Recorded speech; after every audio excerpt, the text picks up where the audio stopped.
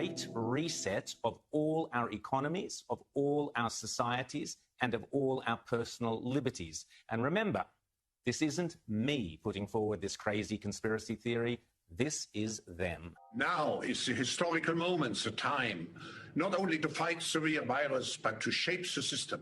We have a unique but rapidly shrinking window of opportunity to learn lessons and reset ourselves on a more sustainable path. History would look at this crisis as the great opportunity for reset. The Great Reset is a welcome recognition that this human tragedy must be a wake-up call. It is imperative that we reimagine, rebuild, redesign, reinvigorate, and rebalance our world. This pandemic has provided an opportunity for a reset. Reimagine, rebuild, redesign. Indeed, the so-called experts at the World Economic Forum in 2016 fantasized about what 2030 will look like and came up with what they described as utopia. And I quote, "Welcome to 2030. I own nothing. I have no privacy. And life has never been better," the World Economic Forum's experts predicted. But how do the World Economic Forum and the United Nations intend to bring about this utopia of theirs, this great reset they keep promising us? Well, they need national and state governments and other bodies to play along. And one of the key tools they are using is a three-word slogan: build back better. An ambitious and responsible vision of how to build Canada back better. And now is the time for all of us to begin to build back better. Building back better has also been Joe Biden's campaign slogan, as explained here by Elizabeth Warren. Build it back better.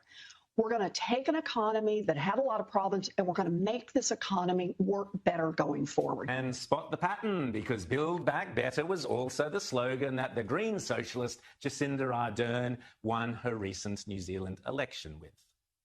And over the next 3 years, there is much work to do. We will build back better from the COVID crisis.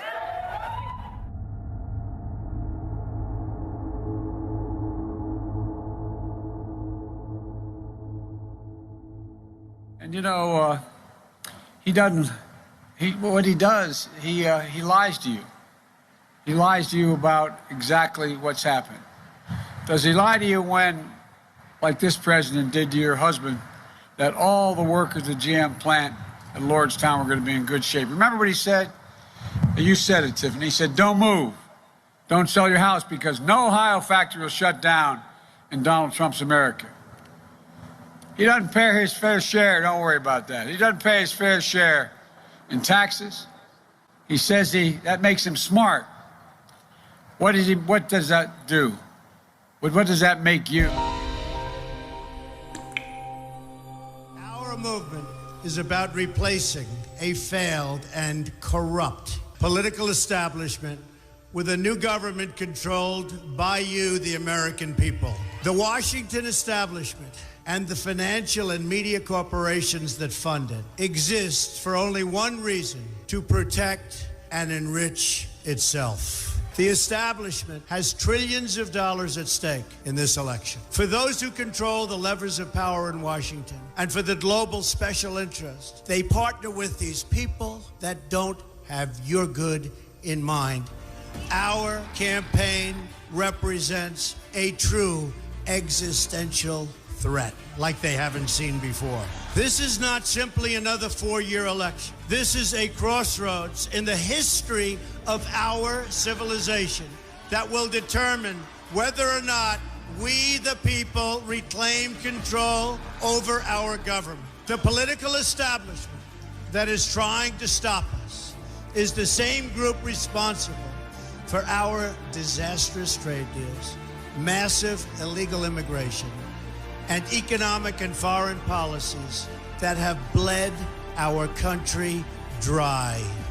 The political establishment has brought about the destruction of our factories and our jobs as they flee to Mexico, China, and other countries all around the world. It's a global power structure that is responsible for the economic decisions that have robbed our working class, stripped our country of its wealth, and put that money into the pockets of a handful of large corporations and political entities. This is a struggle for the survival of our nation, and this will be our last chance to save it. This election will determine whether we're a free nation or whether we have only the illusion of democracy, but are in fact controlled by a small handful of global special interests rigging the system, and our system is rigged. This is reality. You know it, they know it, I know it, and pretty much the whole world knows it. The Clinton machine is at the center of this power structure. We've seen this firsthand in the WikiLeaks documents, in which Hillary Clinton meets in secret with international banks to plot the destruction of U.S. sovereignty in order to enrich these global financial powers, her special interest friends, and her donors. Honestly, she should be locked up. The most powerful weapon deployed by the Clintons is the corporate media, the press. Let's be clear on one thing. The corporate media in our country is no longer involved in journalism. They're a political special interest, no different than any lobbyist or other financial entity with a total political agenda, and the agenda is not for you, it's for themselves.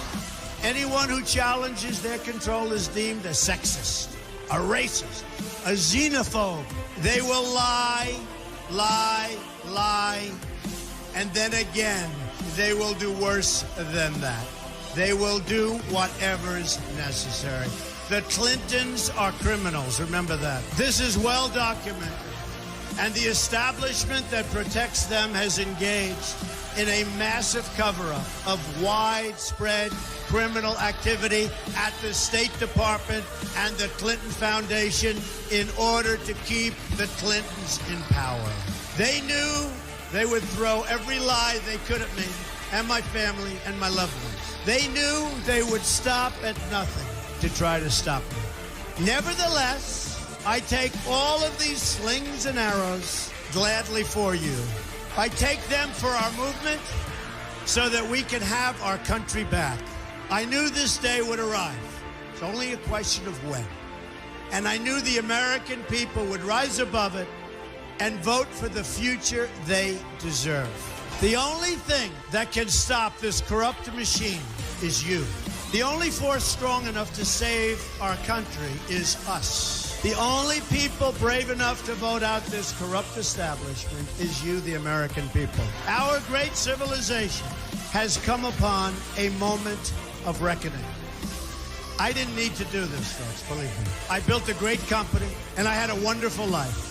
I could have enjoyed the fruits and benefit of years of successful business deals and businesses for myself and my family, instead of going through this absolute horror show of lies, deceptions, malicious attacks. Who would have thought?